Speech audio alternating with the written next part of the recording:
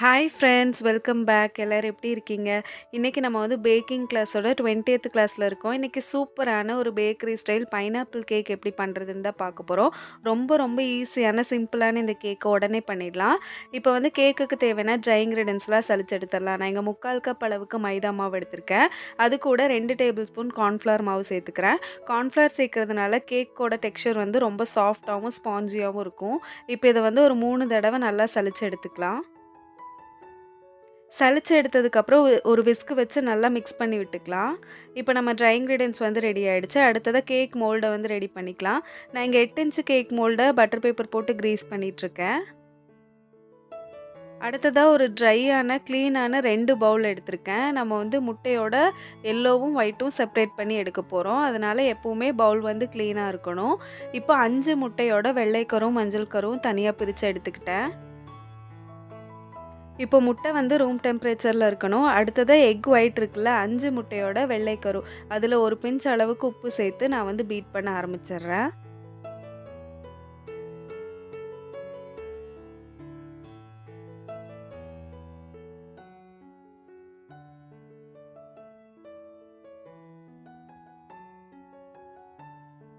இப்போ 1 நிமிஷத்துக்கு பீட் பண்ணியாச்சு. அடுத்ததாக இதில் வந்து 1 டீஸ்பூன் அளவுக்கு நான் வினிகர் சேர்த்துக்கிறேன்.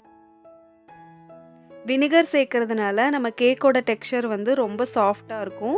அதுவும் இல்லாமல் முட்டை ஸ்மெல் இருந்தால் போயிடும். இப்போ அடுத்ததாக இதை வந்து நல்லா பீட் பண்ணிக்க போகிறோம். ஸ்டிஃப் பிக்ஸாக வரணும், அது வரைக்கும் நம்ம வந்து பீட் பண்ணிக்கலாம். கொஞ்சம் பீட் ஆகிட்டு இருக்கும்போதே நான் இதில் வந்து 1/2 கப் அளவுக்கு பொடி பண்ண சர்க்கரையை சேர்த்துக்கிறேன்.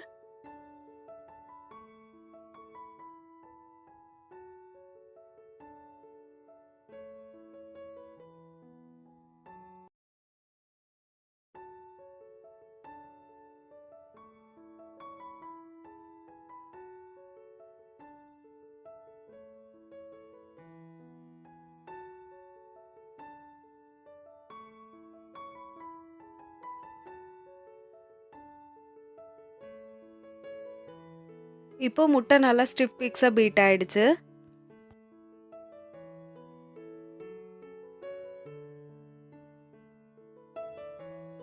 அடுத்ததாக 5 முட்டையோட மஞ்சள் கரு எடுத்திருக்கேன். அதில் வந்து நம்ம எசன்ஸ் எல்லாமே சேர்த்துக்கலாம். நான் இங்கே பைனாப்பிள் எசன்ஸ் வந்து 2 டீஸ்பூன் சேர்த்துருக்கேன். இதை வந்து பீட் பண்ணிக்கலாம். நான் ஒரு விஸ்க் வச்சு தான் பீட் பண்ணியிருக்கேன். நீங்கள் வந்து பீட்டரில் கூட பீட் பண்ணிக்கலாம்.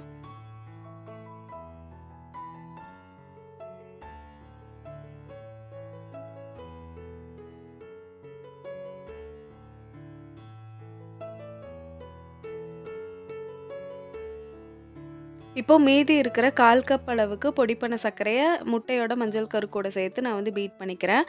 சர்க்கரை வந்து நல்லா மெல்ட் ஆகணும். அது வரைக்கும் நம்ம வந்து விஸ்க் வச்சு பீட் பண்ணிக்கலாம்.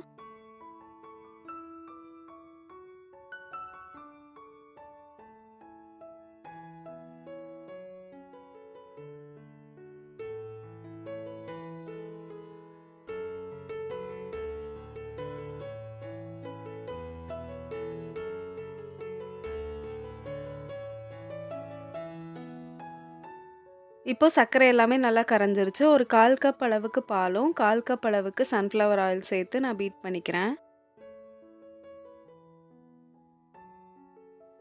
இப்போ இந்த மிக்சரில் நம்ம எடுத்து வச்சிருந்தோம்ல அந்த ட்ரை இன்க்ரீடியன்ஸை வந்து சேர்த்துக்கலாம்.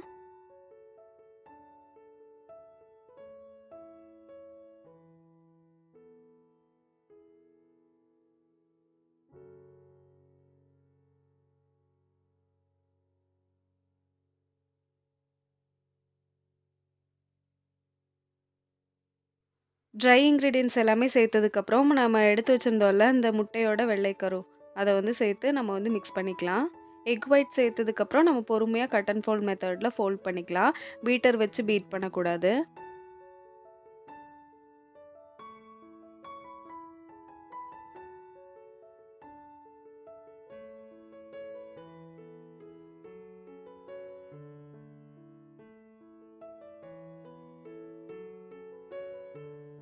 கேக் பேட்டர் வந்து ரெடி ஆயிடுச்சு. அடுத்ததாக நம்ம எடுத்து வச்சிருந்தோம்ல அந்த கேக் மோல்டில் ஊற்றிடலாம்.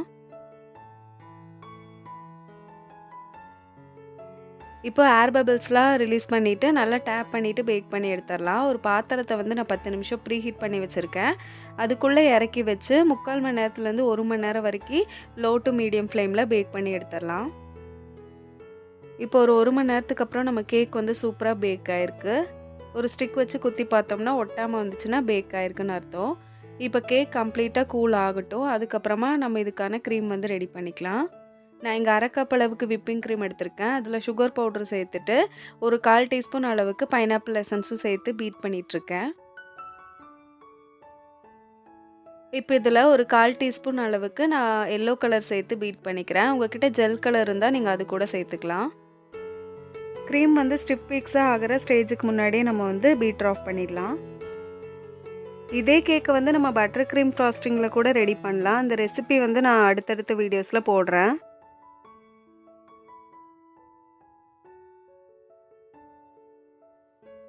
இப்போ நம்ம க்ரீம் வந்து ரெடி ஆகிடுச்சு. அடுத்ததாக நம்ம கேக் வந்து கம்ப்ளீட்டாக கூல் ஆகிடுச்சு. அதுக்கு மேலே போட்டு ஸ்ப்ரெட் பண்ணிக்கலாம். நான் ஒரு ஸ்க்ரேப்பர் வச்சு இந்த கேக்குக்கு மேலே டிசைன் கொடுத்துக்கிறேன். இப்போ இந்த கேக்கோட 4 சைட்ஸுமே நான் வந்து கட் பண்ணிட்டேன். அடுத்ததாக ஒரு பைப்பிங் பேக்கில் ஸ்டார் நாசில் போட்டு க்ரீம் ஃபில் பண்ணிகிட்ருக்கேன். அதை வச்சு கேக்குக்கு மேலே வந்து டிசைன் கொடுத்துட்ருக்கேன்.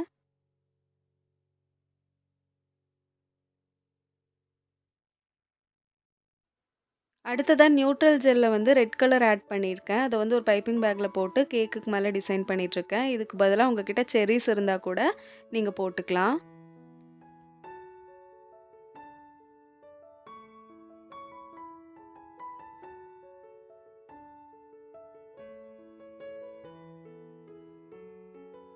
அவ்வளோதான் ஃப்ரெண்ட்ஸ், நம்மளோட சூப்பரான டேஸ்டியான சாஃப்டான பைனாப்பிள் கேக் வந்து ரெடி ஆகிடுச்சு. இந்த கேக் வந்து பேக்கரியில் சாப்பிட்ற மாதிரி அதே டேஸ்ட்டில் இருக்கும். இதே மாதிரி நிறைய ஃப்ளேவர்ஸில் உங்களுக்கு கேக் வேணும் அப்படின்னா நீங்கள் வந்து எனக்கு கமெண்ட் பண்ணுங்கள். இந்த வீடியோவுக்கு லைக் கொடுங்க. அடுத்தடுத்த ரெசிபிஸ் நான் வந்து போடுறேன். நம்ம சேனலை இப்போ தான் ஃபஸ்ட் டைம் பார்த்துட்ருக்கீங்கன்னா சப்ஸ்கிரைப் பண்ணி சப்போர்ட் பண்ணுங்கள். அடுத்து இன்னொரு சூப்பரான டேஸ்டியான கேக் வீடியோவில் பார்க்குறேன்.